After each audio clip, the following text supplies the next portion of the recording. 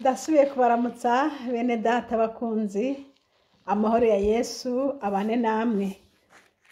Ndi Françoise Habonayo, nshimiye Kristo ko se kubyemera kugira ngo tuganire ku ijambo ry'Imana.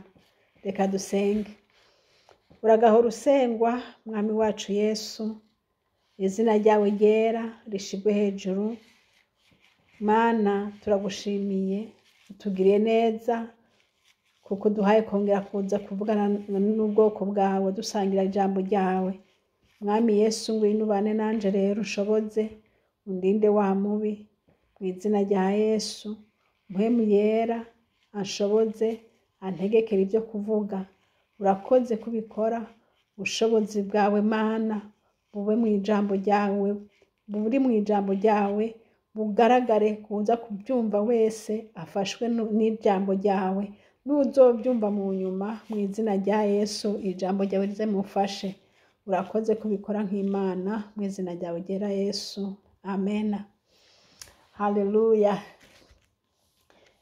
Tugeze ku gice ca kabiri,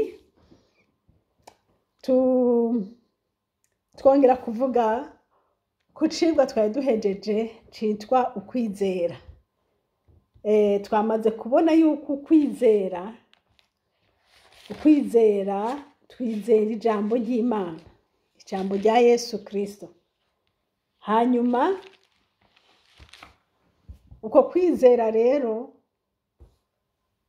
tumaze kukugira, twizeye iryo jambo, tukugururira umutima Yesu, tukamuha ubugingo bwacu, tukemera ko atubera umwami, tukemera ko atubera umukiza, aca bikora. Iyo tumwugururiye acaza. Yesu nashimwe.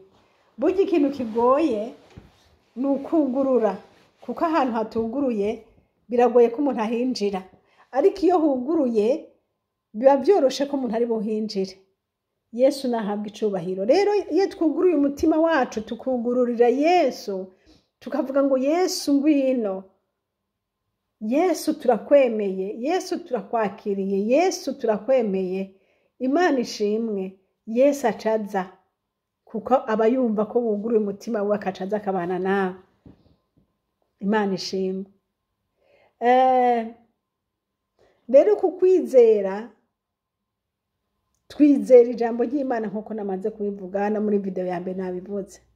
Kandi uko kwizera ni ubuntu bw'Imana, ni ineza y'Imana. Ntaco bisaba kugira ngo umuntu yizere. Si ukuvuga ngo uba wakoze neza kugira ngo ushobore kuronka access mu kwizera. Ntaco uba wakoze kugira ngo wemererwe kwizera. Oya. Ukwizera ni ubuntu bw'Imana, ni ineza y'Imana, ni ikintu kiri aho kuri bose ubushaka. Nta mafaranga utanze, kuko ikiguzi caramaze gutangwa ku musaraba i Golgotha. Ni Yesu yatanze ico kiguzi cyabyo. Rero twebwe rero ico dusabwa, nkuko nabivuze muri video ya mbere, ni ukwemera uyu Yesu, tukamuha ubugingo bwacu, hanyuma nawe akaturongora. Ukwizera rero ni ku buntu, ni ubuntu bw'Imana twagiriwe. Tito yarabivuze, dusomeye mu gitabo Paulo yandikiye Tito, igice ni ca kabiri, hariya ku murongo wa kangahe, ku murongo wa 4, havuga ngo ariko ineza y'Imana umukiza wacu, ineza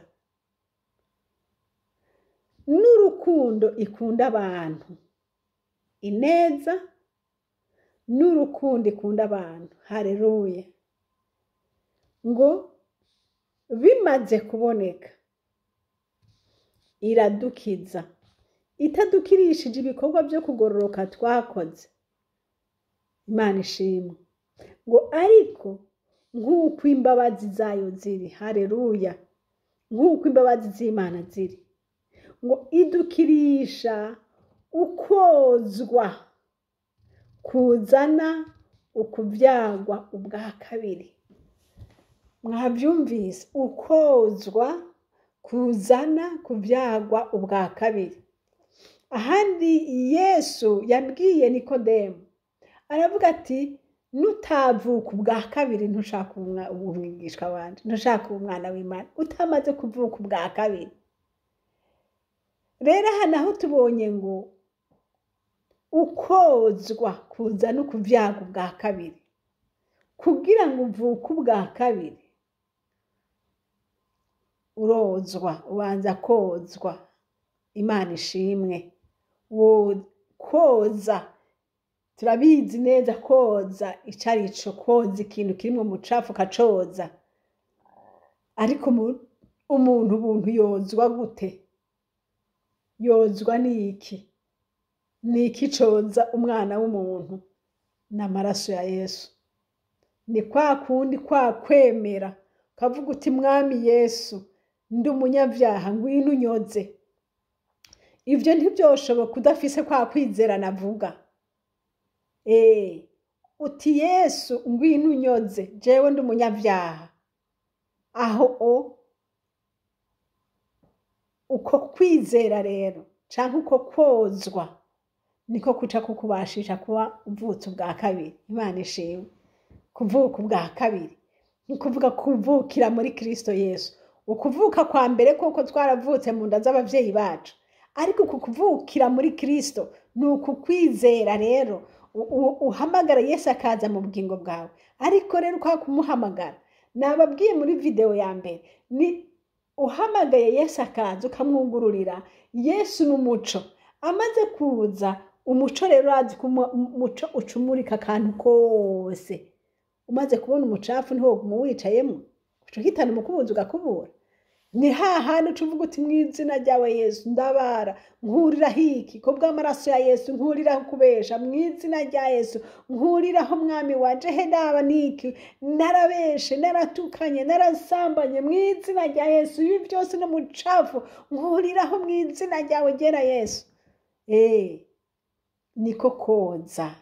Rero ngo wogejwe niko kuvuka ubwa kabiri beneda. Imana ishimwe. Kwizera Yesu byemera Yesu kwinjira, umuco w'Imana ukaca kumurikira. Hanyuma umaze kubona ubucafu ugahamagara Yesu, amaraso ya Yesu akakweza, wejejwe. Ukozwa kuzana ukubyagwa ubwa kabiri. Imana ishimwe. Ikadukirisha uguhindurwa basha na mpwemu yera. Haleluya. Guhindurwa basha na mpwemu yera. Nta kindi kiduhindura. Uyu Yesu amaze kuza muri twebwe niwe aca duhindura. Imana ihabwe icubahiro. Nguwo yaducuncuburiye ko kubwa Yesu Kristo mukiza wacu. Uyu mpwemu yaducuncuburiwe ko kubwa Yesu Kristo. Nibyo navuga nti Yesu amaze kuza muri wewe, n'uyu mpwemu abayi aje muri wewe, mbere uzoca wumva ibihinduka muri wewe, n'ivyumviro byawe bica bihinduka. Kuko mpwemu Yesu azanana n'impwemu yiwe bikaguhindura. Wahora ukunda kubesha ukiga kuvuga ukuri, wahora uri umunyenzi ukumva urukundo, kuko hariho ibyahindutse muri wewe. Haleluya. Iyo rero wamaze gukubura ugakubura, Imana ishimwe, mpwemu yera acaza akicara, Yesu akicara wese.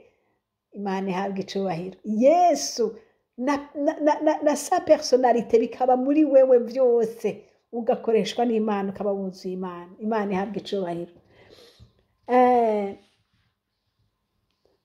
ngo kugira ngo dutsindanishirizwe n'ubuntu bwayo, duce tuba baragwa mu bugingo budashira. Haleluya.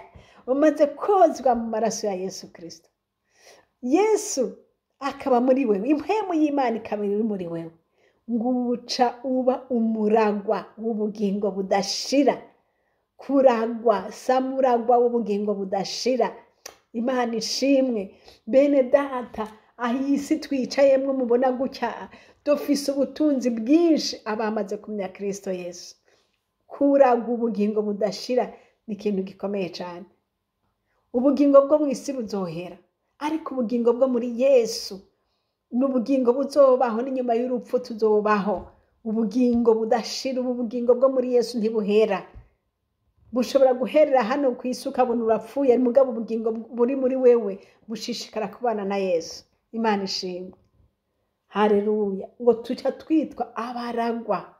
Mwene data, niba utarozwa muri aya maraso ya Yesu Kristo, nturakavuka ubwa kabiri.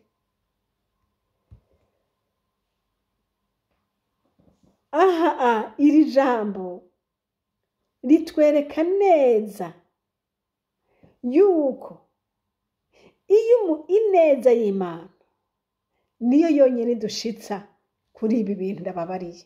Ineza y'Imana, ubuntu bw'Imana. Rero iyo neza ntuyihombe nshuti yanje, uko wumvira ijwi uri kurabyumva. Aha ni Imana. Imana iri kwirabingingira muri twebwe. Imana iri kwirakwingingira muri jewe ngo wihane. Imana ikwingingira mu bakozi bayo ngo wihane, uha ubugingo bwawe Yesu. Wewe wamaze kwakira Yesu, nawe uri mwene data, uri umuvukanyi, uri inshuti. Imana iguhezagire. Turabavukanye. Pawulo yarabivuze hariya muri Tito nyene, aho nyene tugende mu gice ca mbere ku murongo wa 4, haravuga ngo ndakwandikiye Tito umwana wanje nyakuri. Turazi ko Pawulo atigeze arongora, niko Bibiliya ntiyigeze twereka aho Pawulo yarongoye, ariko avuze ngo umwana wanje nyakuri. None yamuvyaye ryari? Ariko aravuga ati ndakwandikiye Tito umwana wanje nyakuri kubw'ukwizera dusangiye. Ni umwana wiwe kubw'ukwizera basangiye. Nanje ushobora kuba uri mama wanje kubw'ukwizera dusangiye, ushobora kuba uri papa wanje kubw'ukwizera dusangiye, ushobora kuba uri umuvukanyi wanje kubw'ukwizera dusangiye. Ndafise abo tuvukana bo mu mubiri, ariko ushobora kuba uri uwo tuvukana kubw'ukwizera dusangiye. Imana ishimwe. Twese abasangiye ukwizera turi bene Mana, kuko ngo turabaragwa bubugingo budashira. Haleluya. Iyo umuntu ari samuragwa, ni ukuvuga ngo abafise ikibanza kinini cyane. Data nahabwa icubahiro. Rero bene data, naka kantu gusa nagomba kongera ko ku majambo twabonye kuri video ya mbere, kubwo kwizera. Ukwizera ntibiva mu bikorwa nakoze vyiza kugira ngo nemererwe kwizera, oya. Ahubwo kwizera kuzanwa no kwemera ico Kristo yakoze, no kwemera ico Kristo ari, Yesu Kristo nkamwemera, nkamwakira. Ivyo nshaka kumwemera nkamwakira naho mbafise ibyaha byinshi, kuko ngo ntibiva ku bikorwa byacu ngo have hagira ugira ico yirata. Eka ariko kukwakira Yesu uzi ukonye nuri ukavuga uti Kristo ndaje ndakwakiriye. Kwa kundi wa musuma cagisuma cabambanwa na Yesu caramwemeye uko nyene cari kimeze. Yesu upfa kumwemera, umwemere yacaza. Imana ishimwe, umwemere yacaza. Rero ushoboye kuronka uburenganzira bwo kushishikara ubaho, urana kiya gisuma coco caciye gipfa, ariko ushishikaye kubaho, ucubaho nk'uwamenye Yesu. Rero ucubaho ukora ibikorwa nk'ibyo abihanye, ucubaho udasubira gukora vya bindi, ariko kandi wozwe mu maraso ya Yesu Kristo. Kuko umuco w'Imana, kumwakira Yesu azanana n'umuco wiwe, ugaca ukumurikira ijambo ry'Imana ukarisoma ukibona rikabikumera nk'icirore. Ubonye ngo Yesu yanka ko ababesha, ugaca wihana, ugasanga uti kumbe jewe nimeze uku, ukihana ukabikura mu nzira. Haleluya. Yesu akajana nawe ngo ugaca ucika samuragwa ubugingo budashira. Imana ishimwe. Abanyabyaha ntibaba ari basamuragwa ubugingo budashira, oya. Abadakora uko Imana ishaka, kuko ijambo ry'Imana yavuga ngo uko kwizera ntiwumva tukuronse duce dukora ibikorwa bijanye n'ukwizera, kuko uyu mwami tuba twakiriye ni umwami kandi ni umukiza. C'est le Seigneur et le Sauveur. C'est le Sauveur, ni umukiza kuko yagutabaye akagukura mu vyara vya Satani akakuzana mu rugo rwiwe, kandi amaze kugushira mu rugo rwiwe acaba umwami wawe. Wemerewe ko aba umwami wawe, ugendera mu mategeko yiwe. Avuze ati ntukabeshe ucubireka, ntugasambane ucubireka, ntukibe ucubireka, uca ugenda nk'umwana we mu bwami, umwe afise etikete cyangwa afise yemerewe kuragwa ubugingo budashira. Ugende nk'uko ubwami, nk'abo ubwami uko bagenda. Imana iguhezagire, Imana iguha umugisha. Mwene data nshuti, mukunzi wanje, muvukanyi wanje, nshuti yanje, muvyeyi wanje, Imana data iduhana umugisha nawe. Yesu akaza ku murango, Yesu akaza mw'ijoro, duhurire ku bicu. Imana nishimwe. Iri jwi ntugirengagize, kuko ari ubuntu Imana ikugiriye. Ushaka kuba uvukana nanje, canke ushaka kuba uri umwana wanje, canke ushobora kuba uri inshuti yanje, ariko uko bimeze kose akira Yesu. Umuryango uruguruye, wihane, umwakire, nawe winjire mu bwami bw'abana b'Imana, ucike umuragwa w'ubugingo budashira. Imana iguhezagire. Mwari kumwe na Françoise Habonayo. Nomero za telefone ni +46 768 00 65 46, kandi ishene ni ishene Habonayo. Imana iduhana umugisha. Amen. Uragahezagirwa Yesu kuko ushoboje gukora igikorwa cawe. Uhezagire bene data, iyi video ibabere akamaro, ibagirire akamaro mu kukumenya, mu kwinjira muri wewe, mu kugendera muri wewe. Urakoze, ni mu izina ryawe ugera Yesu. Amen.